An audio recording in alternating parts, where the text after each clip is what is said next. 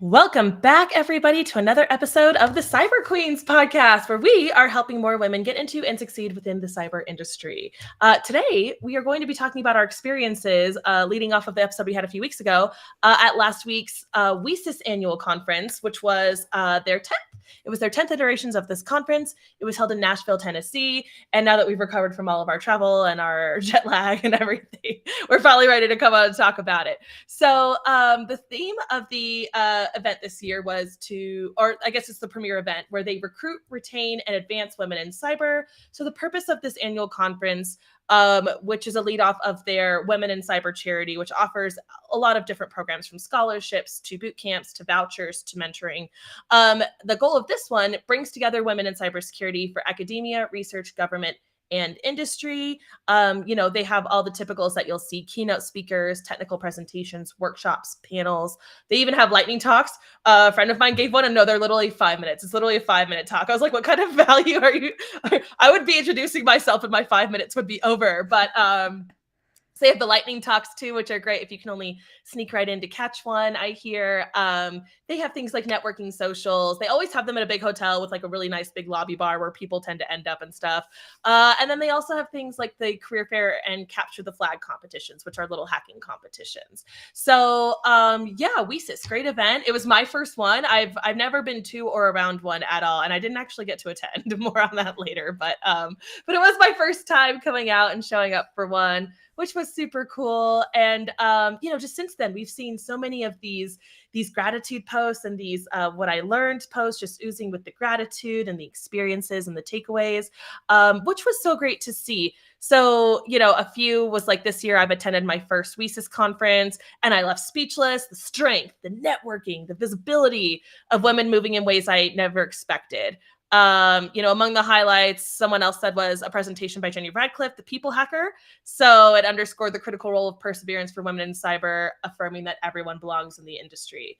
And other people just say it never disappoints. We met a few people actually who said this was like their multiple lith iteration. Like they never miss one. Like they come back every year at our happy hour. And I was like, by the way, if any listeners were there and we didn't get to meet up with you because, again, we didn't go to the conference, please drop your experience in the comments. I'd be super excited to read them. But yeah, we met one woman, oh God, and she was such a hoot. I loved her so much, who said that this was her third. And we also met a gentleman who said this was his third and he never misses it either. And I thought that was so unique. I'm like, I love it that this gentleman always makes it out to the Women in Cyber annual conference, just because he believes in everything they're doing and he's so on board with being an ally and helping to further our cause. So Stacey, what were your impressions? What's your high level takeaway? Yeah, so we mentioned it, Meryl mentioned it, but just for the full disclosure, obviously Meryl and I didn't have passes to WiCyS this year. And just like Meryl, I too have never been to a WiCyS conference prior to this, and still technically haven't, right? I didn't have a badge. So like really lobby conning was the closest that Meryl got. I drove to and from the conference center, but I never went inside. It looked really impressive from the outside, I will say. There was certainly, a really nice energy to it. But so we didn't attend any of the talks. I can't comment. Neither of us can really comment firsthand to the quality of any of the badge sessions that took place. But, we did talk to a lot of people that were there for the conference. And so whether it was Meryl talking to them in the lobby, or all the women that came to the Hacker and Heels events that we held during the evenings, we were able to collect a lot of really good intel. But, I think it's really important to keep that in mind as we, share our personal experiences, because they're exactly that. There are personal experiences from our lenses of two cybersecurity practitioners who, yes, we've been to a conference or 2 or 10 or I don't know, however many at this point, but like, it's really all based on what we took away secondhand from the attendees who were there. And of course that comes with, factoring in their own lenses of how they viewed the conference. But, all that to say, I still think it's really important to have this conversation, even though it's kind of like a little bit of like a hearsay type, removed speculation type thing. Just because at the end of the day, money is tight, time is finite, and we really want to make sure that everybody out there, that you all are getting to take advantage of the right resources at the right time, and that if you're looking at going to a conference like WiCyS, that your expectations align with what people, from what we hear, what they got out of it, what you can expect, all of that kind of stuff. So with Absolutely. that, where do we want to start with this? Oh gosh, it's so hard to distill a big thing like that. You'll hear it over and over. But I think a good place to start would be the Hacker and Heels rooftop happy hour. So we hosted at our Airbnb a little happy hour for new and current Hacker and Heels Insider members, and we got a really interesting mix of people to show up. I was actually really thrilled. We met someone who, like I said, was in her third WiCyS attendance, and she's transitioning from a long-time career in like music and like music production over into having a passion to secure critical infrastructure and ICS systems. I was like, oh, thank God you're here. We need people like you, because not enough people think that's an interesting enough field.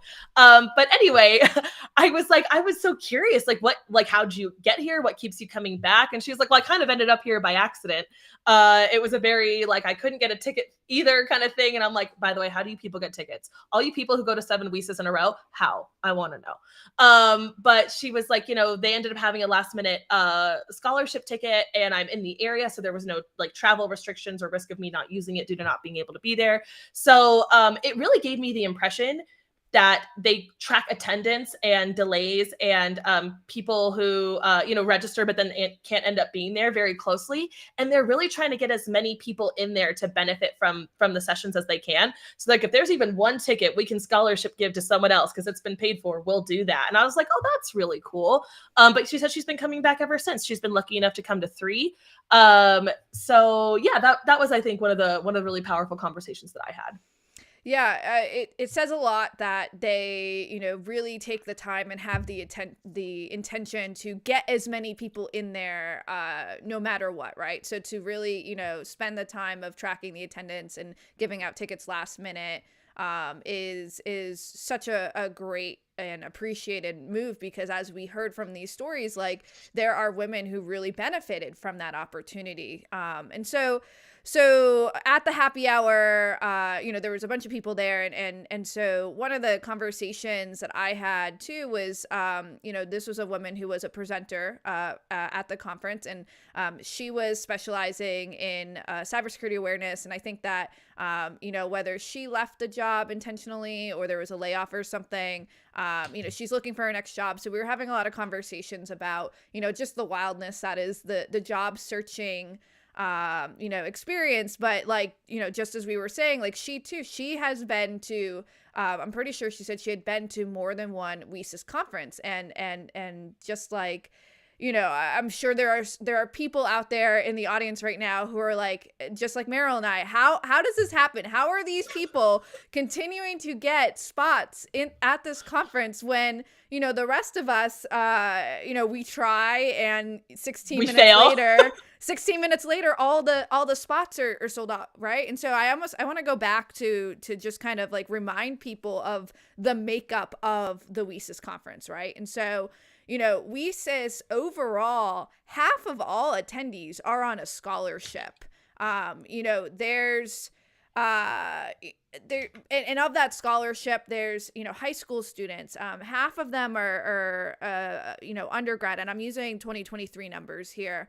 A third of them have master's degrees, or they're going for master's degrees, and then there's some PhDs and stuff. So half of all attendees right out of the bat, they are students. They are not, potentially not industry professionals, potentially, studying towards it, right? And I think that's especially important too in cybersecurity, because when we hear a third of them are people pursuing master's degrees, that makes a ton of sense, because I personally, that's how I got into cyber. I used getting my master's degree as the opportunity to get the knowledge to make that pivot, right? I did something that had a focus in cybersecurity policy.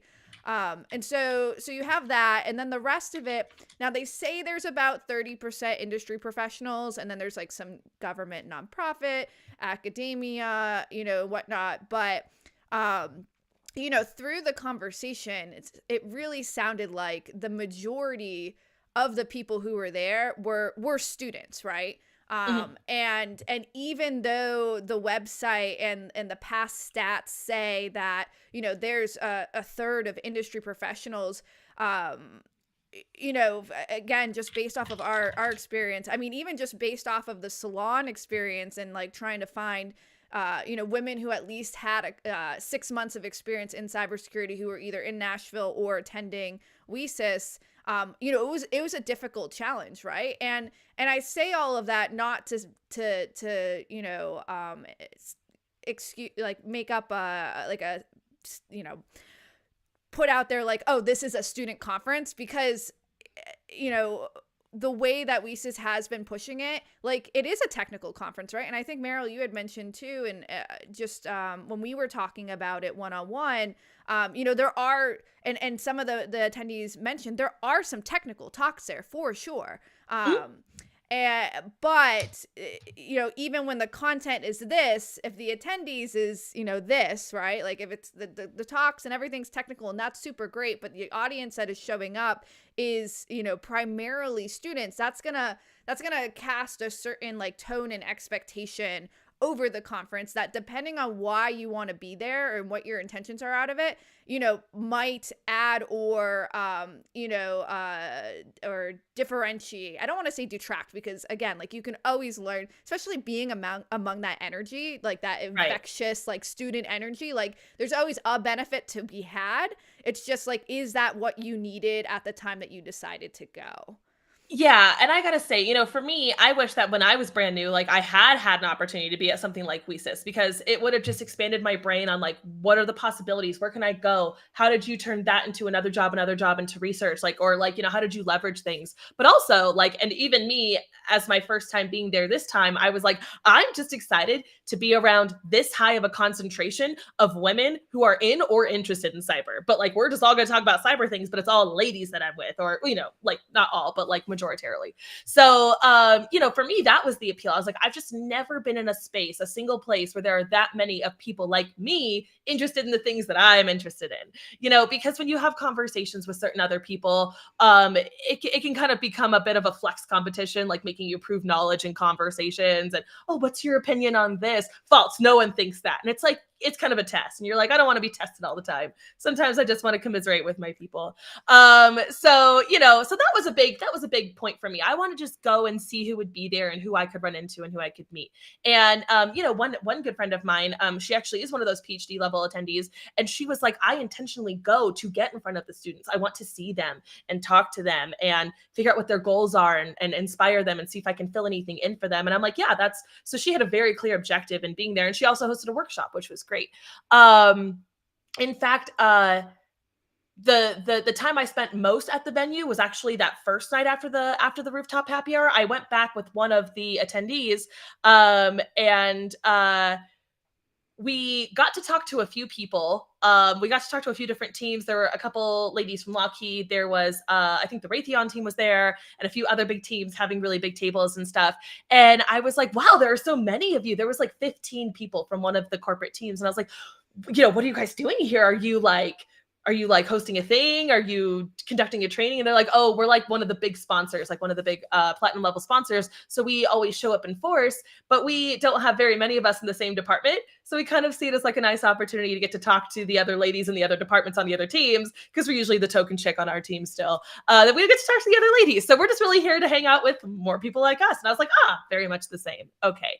But none of them were really here to go to the sessions or to advance their careers or to go to the job fair or anything like that. They were really just here to network with each other. So I would say the most value I got from going to the venue twice was two very specific interactions that I had. One, I got to interact with some apparently longtime followers of mine, which was very special for me. That like really lit me up inside. And that really stuck with me. I had a great time talking to them.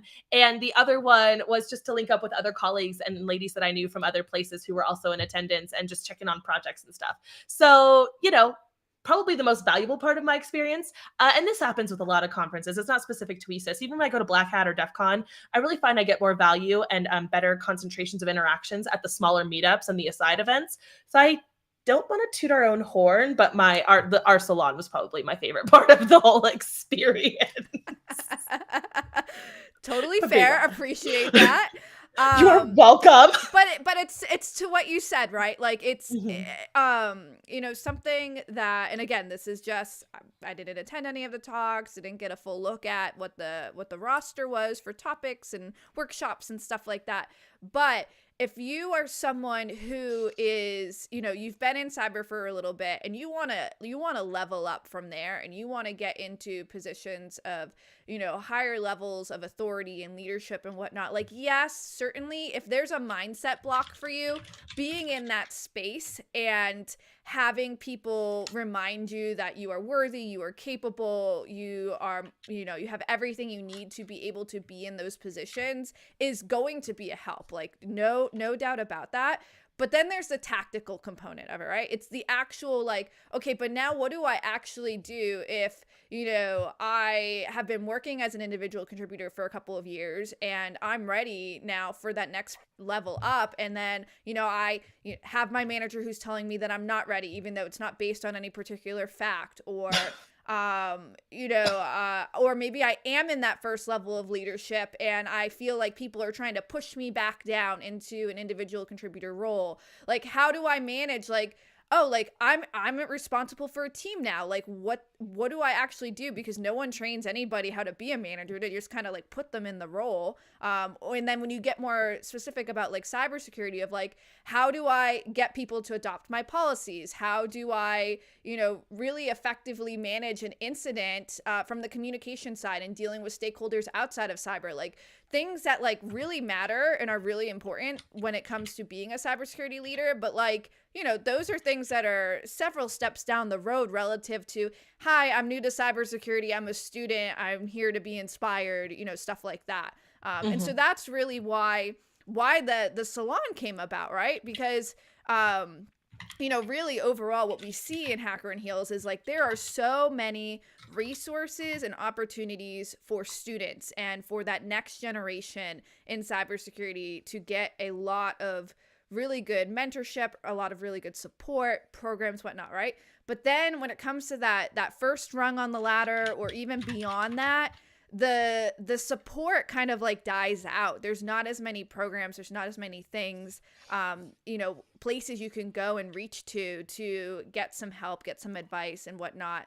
And to find other cybersecurity managers and leaders and whatnot, right? Like, they're so rare, as is. And so on the 12th, that Friday of the conference, we hosted the salon. And if you're not familiar with salons, like historically, or the Hacker and Heels salon, so basically I came up with the concept last year at SquadCon. That's where we kind of held our first one. You know, during Hacker Summer Camp. You know, it happens around DEF CON, Black Hat. It's a new conference. You should definitely go check it out. It was incredible what they pulled off last year in their first year of doing it. It's hosted by Black Girls Hack. Go check it out. But anyway, so historically, salons were a space for prominent, educated women to, you know, they hosted these kinds of events in their private homes, and it really started in like the 15th century. And this woman, the salonière, if I have my foreign accent correct here. Salonière. They, of course, in typical women fashion, did all of the work around making a salon happen. Of course they did all the inviting. They curated the evening, and salons then too. Like, they had men, right? Like, they had other like people there. But you know, in that context, it was super rare at the time for a woman to be in control of an event and have this like freedom of expression, and be able to like have a voice in that sort of setting. They were really kind of like that epicenter.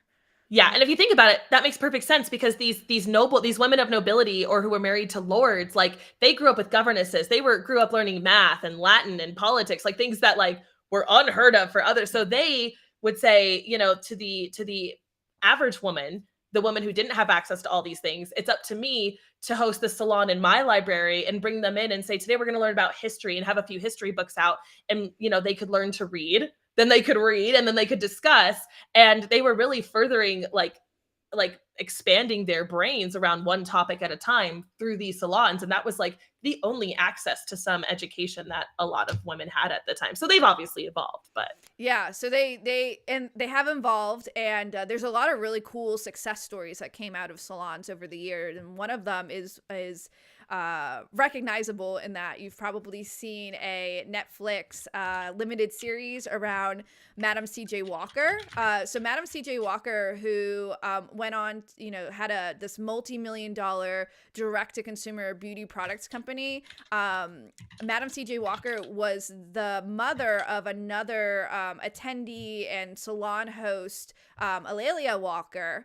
And so just from there, it was like if Alelia and Zora Neale Hurston didn't meet and didn't go on to help Madam C.J. Walker with building her business, like who knows what would have happened, right? We wouldn't have that story of, one of the first women multi-million-dollar, multi-millionaires, right? During the Harlem Renaissance. So really great stories, really shows the power of salons. And so, we wanted to bring that concept into cybersecurity for women, right? And so create a space where that we could, enable women to gather and to share their thought leadership, to show off, their publications. A lot of the work around the first salon at SquadCon was trying to get as many books written by women cybersecurity professionals as possible there to be able to display, to be able to, sell and give out and everything like that.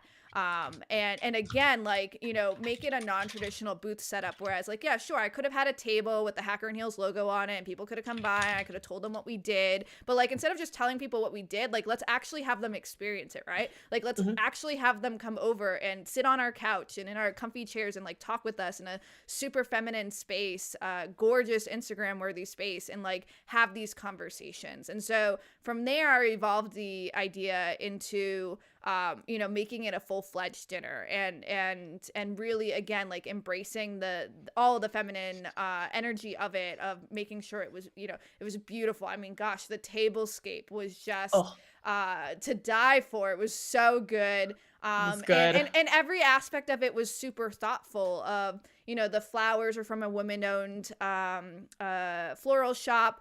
They got recycled to an organization that helps women who are survivors of domestic abuse and trafficking and stuff like that. Our photographer for the evening supports LGBTQIA plus individuals with her work, and the venue was also an LGBTQIA plus owned place as well, right? And so like so much intentionality around bringing women into the space, and specifically bringing women who had at least 6 months of experience in cybersecurity to that table.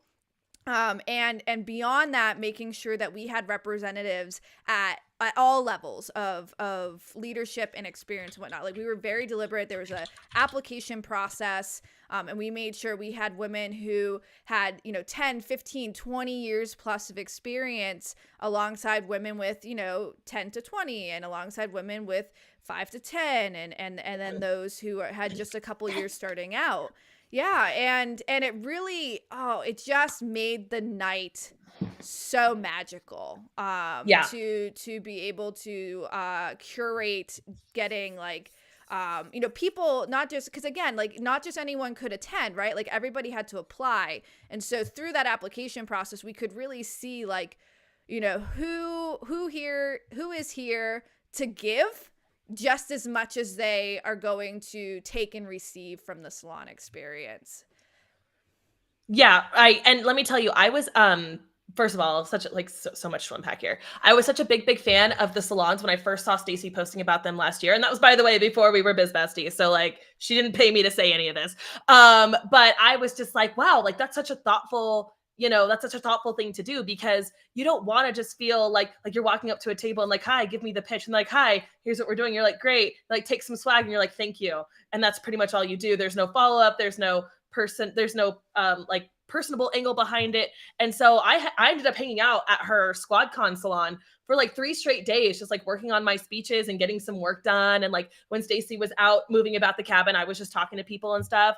And so, if you happen to stop by and you were brand new or you had a question, you might be able to benefit from one of my experiences, and or recommend some advice. But like Stacy loves to say, community is at the core of what we do. And so she really made she came up with a brilliant way to take it beyond all these transactional like impressions we get from people at conferences. But the dinner was such a phenomenal thing, because there was so much thought put into every little detail. Not only did guests walk away with like a special little bracelet of like inclusion and stuff that we'll now wear and will recognize other Hacker and Heels members as they walk around, but she asked everybody who was attending in that application, once we sent out an attendee list, like, who would you most love to sit next to of these attendees? Who would you like to learn from? Like, who's in your space, or whose career do you want to emulate, or if you're looking to give back, who could you potentially mentor and stuff like that? And everybody was seated within degrees of somebody that they specifically wanted to learn from. So it wasn't like, God, I want to talk to Stacy, but she's all the way at the other end of the table. Like, everybody really, really got to have like, and we were all eventually like switching seats. Like, I want to come talk to you guys, and no one was in their original seats by the end of the dinner. But it was just such a great, and everyone was saying, it's so great to see you all here. It's so great to see that you all exist, that you all showed up, and that you're all like killing it in your lanes. And I've been fortunate enough to find myself at quite a few of the CISO dinners and like the other leadership dinners, but they are traditionally male dominated. And so I end up being one of the only women there, and I am definitely always the most junior and experienced there. And so it's intimidating even for me. Like, I'm a very gregarious person, I'm a confidence person, but it's a big feat to be able to step up and hold your own in conversation next to people who've started and sold multiple companies, are C-levels for their 6th time, have had all these fabulous 20-year careers that you still hope to grow up into one day. So by the way, at those tables, when we all go around and introduce ourselves, I lead with a very specific lens on my journey. I don't say how long I've been here. I don't say that I started non-technically. I don't say any of that. I say, hi, I'm a principal. I'm an architect. This is what I'm known for. These are the programs I build. These are the platforms and things that I'm passionate about. And this is what I implement for my organizations. And I move on, because you don't want them to see you as like, oh, how'd you get here then? Or like they feel bad for you. But you also don't want it to become that competition. Like, oh, really? Well, tell me about the cloud. Tell me about digital transformation. Tell me about how you're securing these things with that thing, and like at the salon, there was just none of that. There was none of that. We were all like, there was someone who was totally confident in saying, yeah, I'm very new here, but I'm very excited to just learn from you all. And like, there was no, oh, great, let me flex on you and show you all the things I've done. It was just such a beautiful attitude, a beautiful energy, very feminine energy. And I just can't say enough how much I appreciate it, because it's the first room like that I've ever been in. Yeah, it was, again, it was just, so much more impactful than I could have even dreamed up, right? Like, and to see the outpouring of support on LinkedIn that followed, and of course the photos and everything too, just capturing that energy, and everybody saying like, truly it was like I set out for it to be a transformational experience, and then everybody themselves said like, yes, it did deliver on that. And I think something too that really helped out was like, I asked a question at one point during the dinner and gave people time to think about it, but it was the question of like, how would you show up as your highest self in cybersecurity, and really getting women to think about like if you were performing at your best, at your most optimal, exactly as you would want to be, exactly as you want to show up, like, what would she look like? How would she think? How would she feel? What would she be doing? And getting women to realize their potential, not just through doing the exercise themselves, but hearing what other women are aspiring for in their own careers and their own experiences,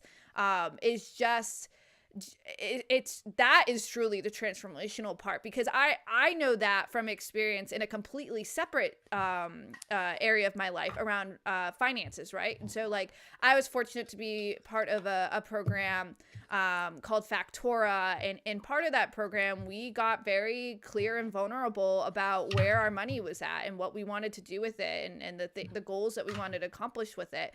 And just by hearing other women say, like, oh, my goal is to have like a 5 million net worth or whatever. It takes whatever like game you were playing, however small you were before, you just realize like, oh my gosh, like I can actually do more. And like there are other women out there doing more and like are completely unashamed of it too, right? Like as women, we carry so much shame around, our pursuits and whether or not we should or shouldn't want those things. And so to have other women, open up in a safe space about their goals and ambitions, and to be able to be inspired and to follow that, is just like, we don't get that in other places. Exactly what Meryl said. All we get is this posturing of like, oh, look at me, like I'm a CISO at such and such and I'm so good and I don't need to learn anything and I've got all of this under control and it's all about me, right? Like so we need more of these spaces, and I'm so excited because right now we do have another one on the books. We are going to be doing this in Las Vegas later this year during SquadCon. So yeah, it's going to be exciting. Yeah, and you know what? We got some great comments. And Sky says vibe engineering, and I'm like, we're going to use that. We're engineering vibes over here. We're definitely stealing that. We did have one question. One LinkedIn user, and I can't see their name, it's from a paired account, says, "What are there any conferences that y'all really enjoy?" And I guess we could lead in with why. But what Stacy said, yes, we will be coming back to SquadCon, and we certainly hope to see you all there. So yeah, Stacy, are there any conferences that you really enjoy and why? Yeah, this is a great question because it kind of goes into some overall feedback that, Meryl and I were talking about the other day, of just like the challenge of cybersecurity conferences. Okay, so like just like how the industry is so wide and so deep in so many ways, so too is the challenge of trying to hold a conference that captures all of that, right? Yes. So I think, when it comes to conferences, and more so for people who set out to create conferences and to run these conferences like with like WiCyS and whatnot, is that you can't be everything to everyone all the time, right? If you try to make a cybersecurity conference that is for everybody, I really think it's gonna fall flat on some of your groups and your attendees, right? If you're marketing it as a one-stop shop, because it's just, in my opinion and my business experience and whatnot, it's just with the field like cybersecurity, it's just not going to be possible, right? To give a high quality experience, to help people really get really strong takeaways, given the investment that some people really put into attendees, right? Absolutely. And so some conferences do try to deliver on that, though, right? Like I don't, at least outwardly they do, right? So like outwardly you could look at like an RSA and think like that's for everybody, right? The way it's branded, the way the talks are, whatever. But then, you talk behind the scenes with people and it's like, no, that's really like CISOs and then all the salespeople running after the CISOs, right? Like, yes. So, yes. But then you've got something like the B-side series, which is so homegrown, grassroots. Like it's literally the people, the cybersecurity practitioners who are, living in one area, working at all these, area companies and stuff like that. And they're all really coming together and they're talking super tactical about, the day-to-day work and the way that they approach things in a lot of their talks. Right. And so, it's really like, I can tell you some of my favorite conferences, but they're going to be my favorite because of the goals that I had going into them. They might not end up being your favorite because you might have different goals than me. Like, I remember one time I went to a conference and it was supposed to be an insider threat conference. It's out in Monterey, California. Beautiful location. It was funny because the year that I lived in Monterey, the 1 week I took a vacation and was not in Monterey was the week of the conference that year.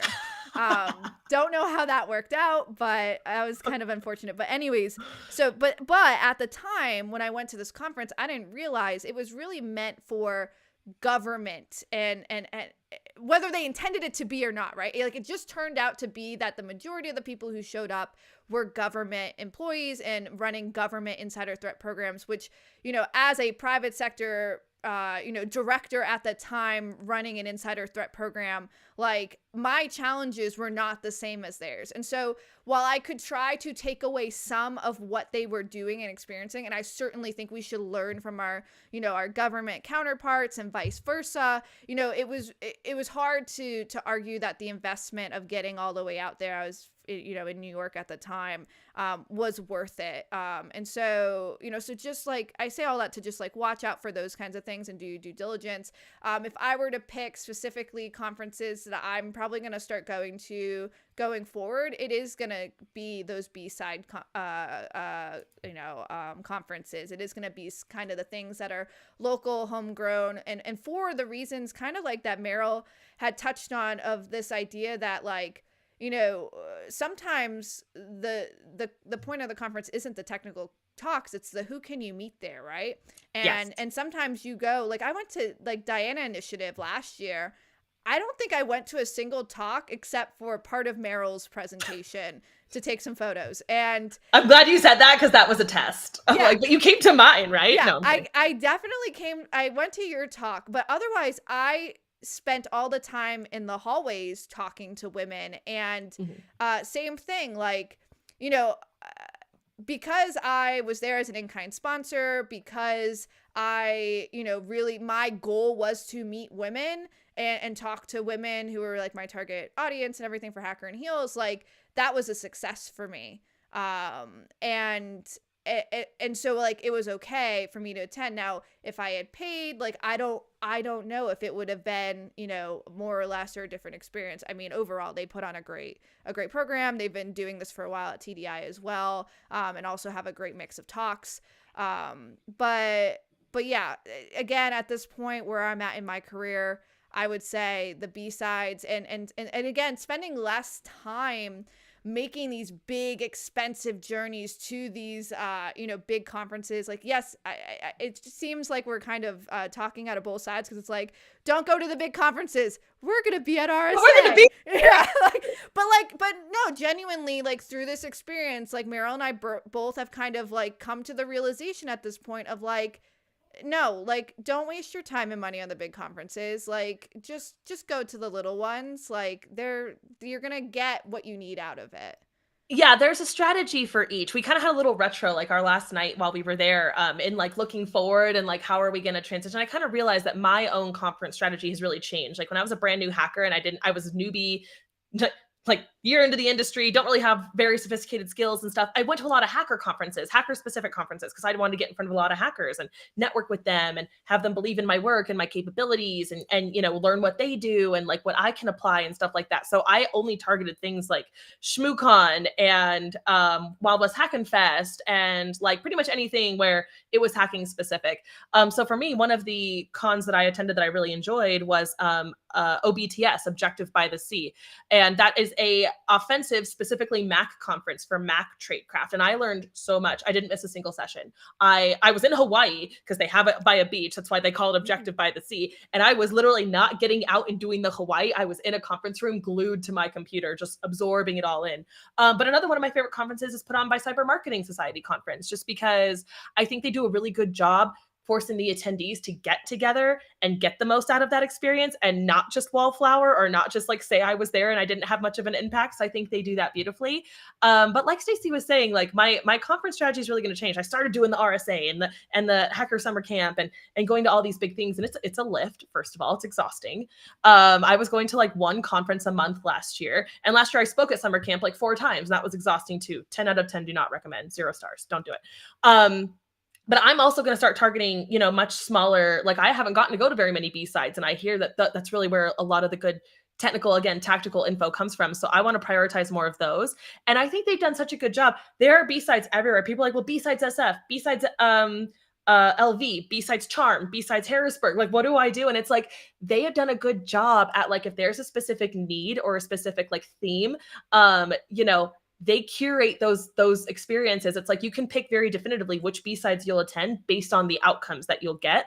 And we were theorizing like the problems that certain cons experience, big cons, like with the job fairs not being a good return on investment and things like that. It's not specific to WiCyS. It's all big cons kind of get to a point where they experience the law of diminishing returns in the attendee experience. Like you'll hear people who, I love Black Hat, I'll never miss a year. Black Hat is the worst thing that was ever invented. Like no one will ever be completely happy when you get to a certain stage and being a super big con. So it's important to keep that in mind. But as for my own strategy, this will probably be the last year I go to RSA. It'll probably be the last year I go to Hacker Summer Camp, at least for the whole time. I might fly in for a day or two, but it really depends. Because I am transitioning into wanting to be in the room with more, SMEs, key opinion leaders, thought leaders, like I am. Like I am an architect, so I drive strategy for my organization and for my program. And it's important for me to learn from the people who are doing that just like me. So I won't be going to very many entry level or practitioner level conferences anymore. Someone did ask in the comments, are there any conferences targeted towards individuals getting into cybersecurity? I would say the student-led conferences, WiCyS is a great example of that. SANS New to Cyber Summit was great. So I love going to SANS New to Cyber Summit as a practitioner because, again, I go there to speak to the people who are new. I go there to inspire them and to guide them and to show them some things from my journey they can apply to their own. But I know it's mostly newbies and it's mostly students. So they're not selling it as like, oh, this is the DFIR Summit, but like, no, not a ton of people here know a ton about DFIR. The SAM summits are another great example, by the way, of really niche down one day intimate summits that I really enjoy. But one of my favorite conferences, I will say that I probably will try to make as often as possible, is Uniting Women in Cyber. It's small, it's regional, just to like the DMV area, but it's a great conference put on by the Cyber Guild. So I highly advocate for that one as well.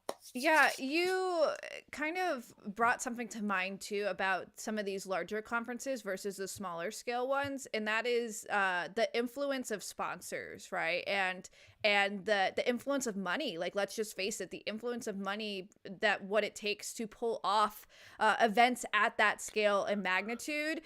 So when you look at some of these conferences, you have to realize that a lot of the agenda can be driven by the sponsors, because as part of their sponsorship package, they get X amount of passes and X amount of speaking slots, and like they're allowed to sponsor a talk, and then they have input in it and stuff like that, right? And so like, the big conferences are going to have your big power players, your Amazons, your Lockheeds, your Raytheons, your Microsoft, whatever. They just as much are going to be driving the agenda based off of like the people.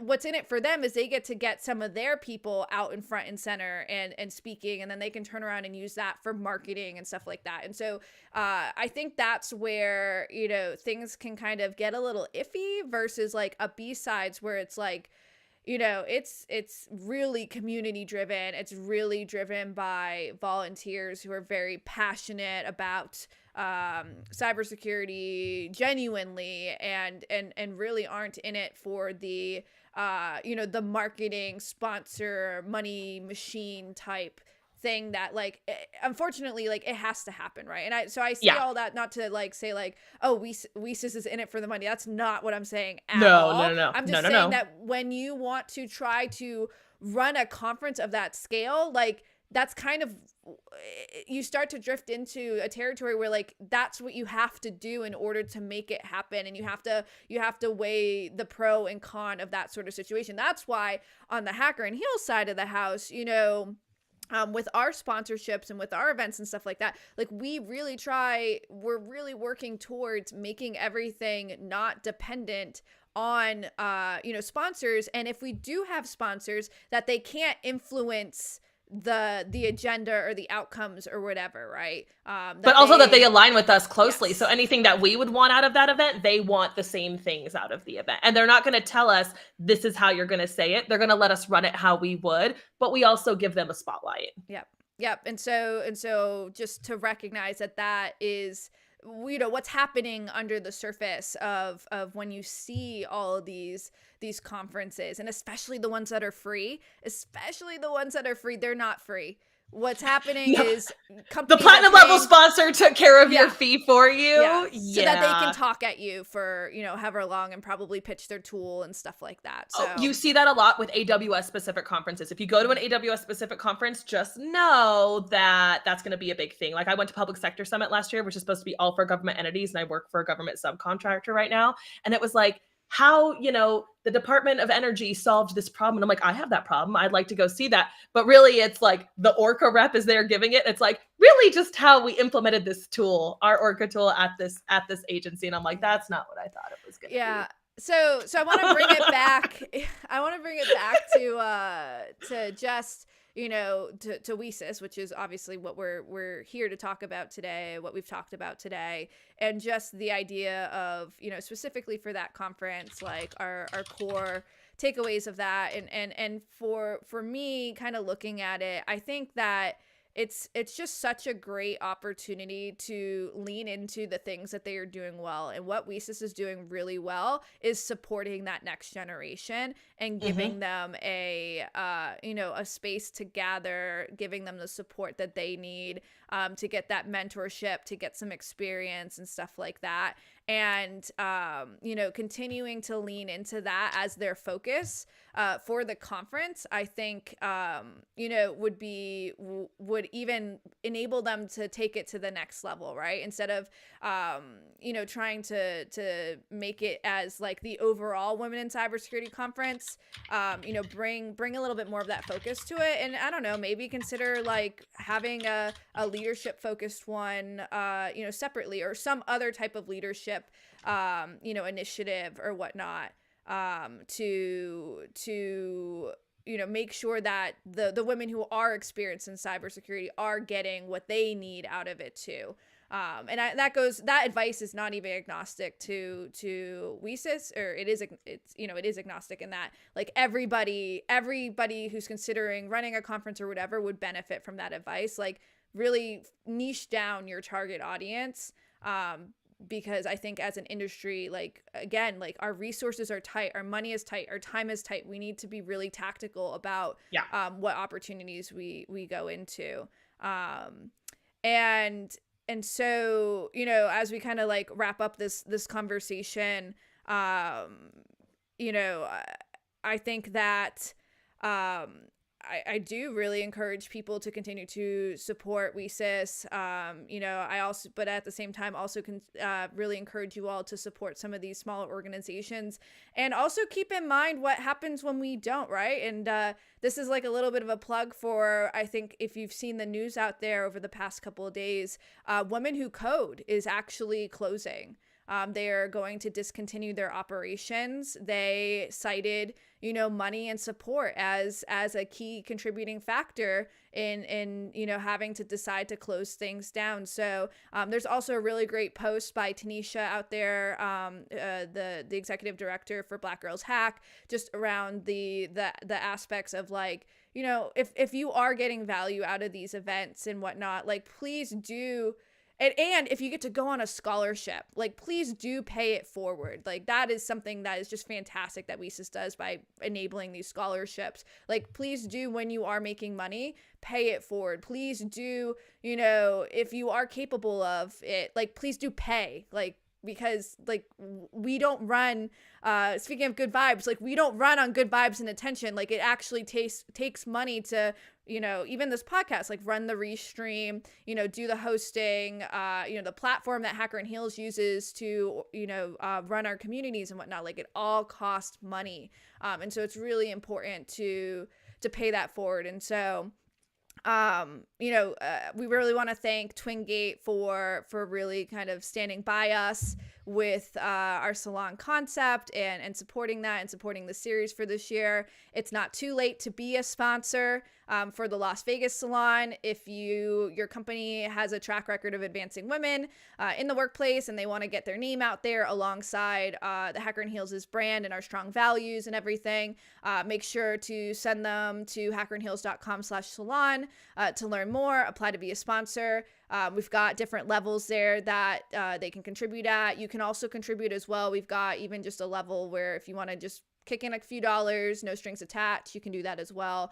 And the applications for the salon in Las Vegas will open later in June. So make sure that you're subscribed to Hacker and Heels, our newsletter, to get notified, which, by the way, will come back up very soon. I know we haven't sent out anything in a while, but I promise you it'll be back real soon. So Meryl, anything else to wrap us up?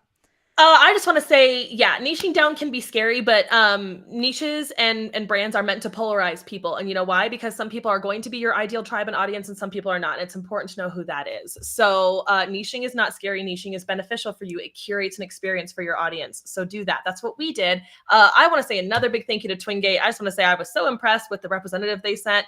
She was fabulous. She really spoke to how, from an inside perspective, she's been on the receiving end of a lot of the beneficial policies and practices they have over there. Made us feel great to be partnering with them. Wasn't giving ick at all, was giving fab.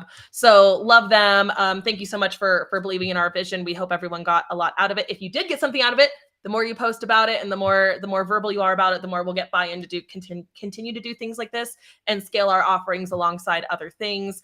So last two things, we won't be having a salon at RSA, but we will be there in attendance. We'll be an in-kind sponsor for Mind Over Cyber, so you can find us at their breakfast. You can find us hanging around their space. And then we will see the rest of you at our next salon at summer camp, which is feels like it's very far off, but is realistically coming up very, very quickly. Mm-hmm. So with that, thanks for hanging out with us for this episode. We hope you have a great weekend. We hope you bake this into your conference strategy. We will be in answering questions in the comments. If you have any last minute questions, feel free to get them in there. I'll be in there. But until next time, keep striving and thriving in your cyber careers. We wish you all the success in the world. Bye.